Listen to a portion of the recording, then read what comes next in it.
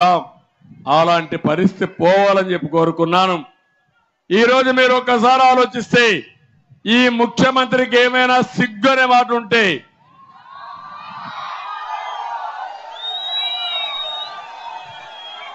తమిళనాడు రాజధాని ఏంటంటే ఏం తమిళనాడు రాజధాని ఏది?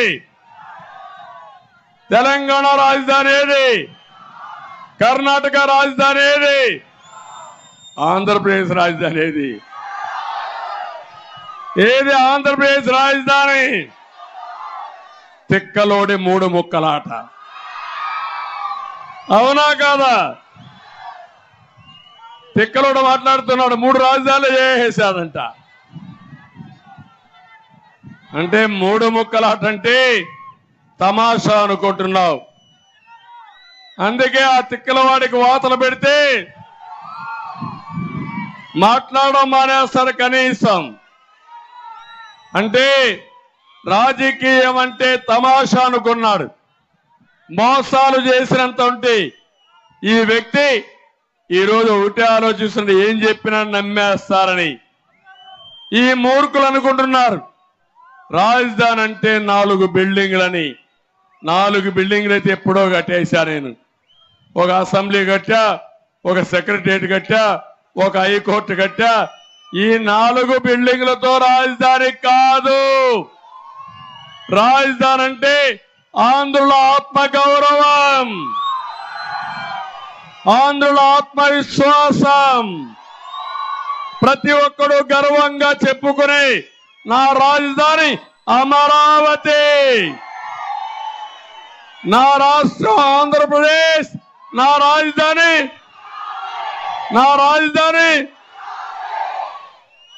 గర్వంగా చెప్పుకునే విషయం. అలాంటి దాన్ని తమాషా అనుకొని ఇష్టానుసారంగా చేశావు. అందుకే నేను ఒకటే మిమ్మల్ని అందరినీ కోరుతున్నా, 19లో చెప్పా, మీరు నా మాటలా. తిక్కలోడికి ఓటే ఇద్దండి. తిక్కలోడికి ఓటేసి ఒక్క ఛాన్స్ అని ముద్దులు పెట్టాడు, తల నిమిరాడు, బుగ్గలు దాకాడు. మీరంతా ఐస్ అయిపోయారు. ఒక్కసారని కరెంటు తీగలు పట్టుకుంటే ఏమవుతుందో చెప్పానా లేదా? చెప్పానా లేదా? చెప్పానా లేదా? చెప్పానా లేదా? విన్నారా మీరు? ఇక్కడే చెప్పా. నేను అడుగుతున్నా, నేను నా కోసం చెప్పడం లేదు, బాధ ఆవేదనతో చెప్తున్నా. నాకు ఆ రోజు 9 సంవత్సరాల అధికారం ఇచ్చారు.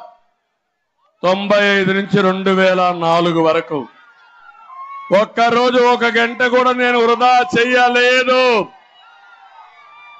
బ్రిక్ బై బ్రిక్, ఇటుక పేర్చాను. హైదరాబాద్ లో ప్రపంచంలో ఏం జరిగాయో అధ్యయనం చేశాను. అదే మీరు చూస్తే 165 కిలోమీటర్ల ఔటర్ రింగ్ రోడ్ అంటే తెలియని రోజులవి. 165 కిలోమీటర్లు వేస్తారంటే అది కూడా 8 లేన్ రోడ్ అంటే, సర్వీస్ రోడ్ అంటే అందరూ ముక్కు మీద వేలేసుకున్నారు. అది ఎట్ట సాధ్యం అన్నారు. ఎట్ట సాధ్యం అని చెప్పడం కాదు, అసాధ్యాన్ని సాధ్యం చేయడమే తెలుగుదేశం పార్టీ సత్తా. ఏం తమ్ముళ్ళు, ఈ మధ్య కాలంలో హైదరాబాద్ పోయారా మీరు? ఔటర్ రింగ్ రోడ్ చూసారా మీరు? ఇప్పటికైనా మీలో ఆలోచన రావాలి కదా అని అడుగుతున్నా. ₹1 ఖర్చు పెట్టకుండా రోడ్డు వేయడమే కాదు, హైదరాబాద్ లో 5,000 ఎకరాలలో ఇంటర్నేషనల్ ఎయిర్పోర్ట్ కట్టాం. 5,000 ఎకరాల్లో కట్టాం. నన్ను అన్నారు ఆ రోజు ఒక మాట, 5,000 ఎకరాలు కావాలన్నా 100 ఎకరాలు సరిపోతుంది కదా అని. ఈరోజు తెలంగాణ రాష్ట్రం తలసరి ఆదాయంలో నెంబర్ 1 రాష్ట్రంగా ఉందంటే దానికి మేమేసిన ఫౌండేషన్ అని చెప్పి మరొకసారి తెలియజేస్తున్నా. హైదరాబాదుకు ధీటుగా దేశంలోనే నెంబర్ 1గా, ప్రపంచంలోనే ఒక అగ్ర రాజధానిగా చేయాలని అమరావతికి రూపకల్పన చేస్తే దిక్కుమాలోడు వచ్చాడు, మొత్తం ఏం చేశాడు. నాకు బాధ, కోపం. ఒకప్పుడు శాతవాహనులు ధరణి కోట హెడ్ క్వార్టర్స్ గా చేసుకొని, రాజధానిగా చేసుకొని పరిపాలించారు. దేవతల రాజధాని అమరావతి అవునా కాదా? అలాంటి అమరావతి పెట్టినప్పుడు నేను ప్రపంచంలోనే అన్ని పవిత్ర దేవాలయాల్లో మీరు ఒకసారి చూస్తే మొత్తం తిరుమల తిరుపతి దేవస్థానం నుంచి, దేశంలో ఉండే అన్ని దేవాలయాల నుంచి, అంతేకాదు ఇంకో పక్క మీరు చూస్తే అన్ని మసీదుల నుంచి, అన్ని చర్చల నుంచి పవిత్రమైన మట్టిని, పవిత్రమైన జలాలు తీసుకొచ్చి ఈ ప్రాంతాన్ని పునీతం చేశారు. అందుకే ఇలాంటి జగన్ మోహన్ రెడ్డి లాంటి రాక్షసులు 100 మంది కాదు 1000 మంది వచ్చినా అమరావతి ఒక్క ఇంటిక పీక లేరని మరొక్కసారి మీకు తెలియజేస్తున్నా. 1 ఇంచు కూడా కదిలించలేరు. దీని ముహూర్త బలం అది, దీని స్థాన బలం ఇది. ఈ సందర్భంగా మా ఆడబిడ్డల్ని మనస్ఫూర్తిగా అభినందిస్తున్నా.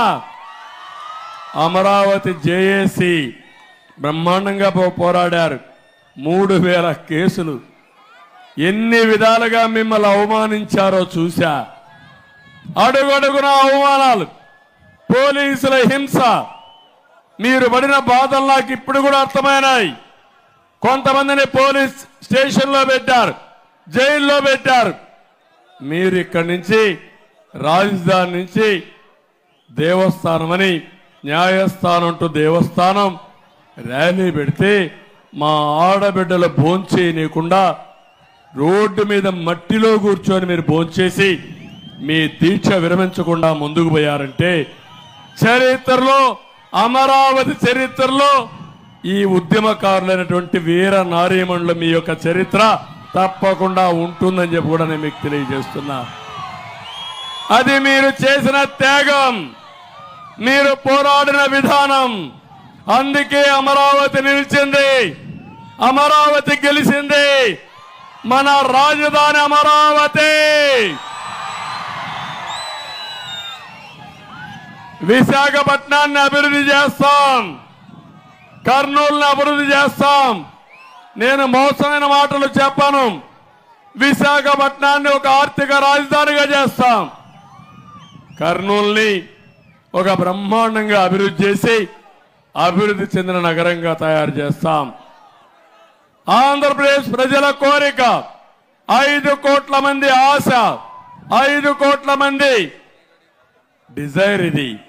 అందుకే ఈ అమరావతి రాజధానిగా ఉంటుందని ఈరోజు అమరావతి కేంద్రంగా తాడికొండలో నేను ప్రకటిస్తున్నా. ఒకప్పుడు మీరు గుర్తుపెట్టుకుంటే హైదరాబాద్ చుట్టుపక్కల నీళ్లు లేని పరిస్థితి నుంచి, నీళ్లే కాదు అన్ని చేసి స్వర్గం చేసిన పార్టీ తెలుగుదేశం పార్టీ, సత్తా ఉన్న పార్టీ తెలుగుదేశం పార్టీ. మాకు తోడుగా జన సైనికులు, జనసేనాని పవన్ కళ్యాణ్ గారు ఉన్నారు. ఒక పట్టుదల వ్యక్తి, తపనుండే వ్యక్తి. ఇంకో పక్క ఈరోజు ఇక్కడే బీజేపీ ఉంది. మళ్ళీ కేంద్రంలో వచ్చే ప్రభుత్వం ఎన్డీఏ ప్రభుత్వం అవునా కాదా అని మిమ్మల్ని అడుగుతున్నా. ముగ్గురం అనుకుంటే నరేంద్ర మోడీ గారి నాయకత్వంలో, ఆయన ఆశీస్సులతో అనుకుంటే అమరావతి సుజావుగా జరుగుతుందా లేదా అని మిమ్మల్ని అడుగుతున్నా. కదిలించే పరిస్థితిలో ఈ ముఖ్యమంత్రి ఉంటాడా అని నేను అడుగుతున్నా. అందుకని మిమ్మల్ని అందరినీ ఒకటే కోరుతున్నా.